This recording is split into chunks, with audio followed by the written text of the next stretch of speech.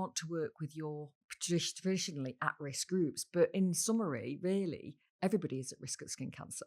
So the typical at-risk groups are those with a lighter skin, Fitzpatrick's type 1, 2, or 3, and those with blue eyes and fair hair and skin tone. They are typically more at risk. Obviously, if there's a family hereditary gene of probably people having skin cancer or melanoma as well. And those people that maybe have used sunbeds, how dare I say it, and those people that have worked outdoors or have took an unhealthy behaviour in the past, we tend to find that ladies over the age of 40 suddenly start to take care of their skin a little bit more, or even probably it's a bit younger now, maybe 30, but in their 20s, they admit that they've used sunbeds and this is not the route that they should have taken. But when, it's a journey, isn't it? People's Yeah. skin health.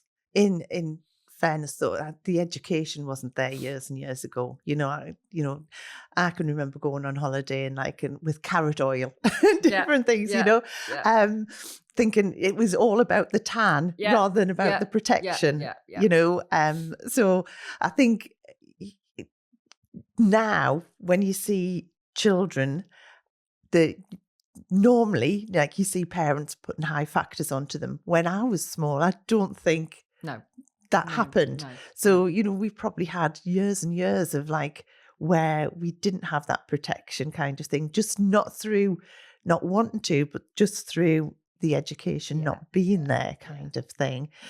So fingers crossed, hopefully you would like to think that moving forwards, then it's going I to think change. we've come But a long way, but we've still got a long way to go. I mean, obviously, what's made education so much easier this last probably 10 years has been the introduction of social media. You can reach people so much more easier with education. As where my generation, when I was a teenager, there was no education, there was no sun cream really available. There was lots of advertising about sunbeds, and there was nothing about aging or skin cancer or anything. yeah.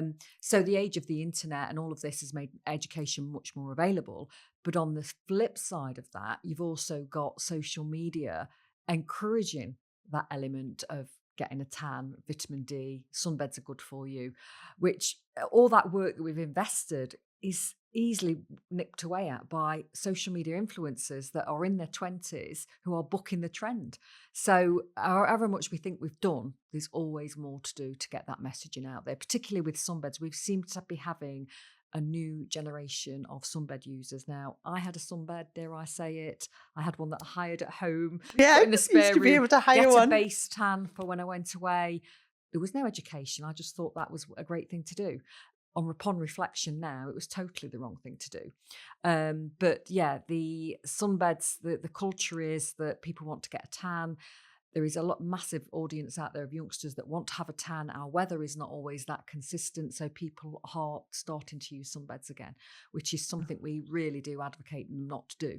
Yeah. Many melanoma patients are so passionate about getting them banned. They've banned them in Australia, they've banned them in New Zealand, and it's something that we should explore here because the culture around it, there's no legislation and there's no, anybody can set up a sunbed shop Mm. and with very little registration, coin operated ones.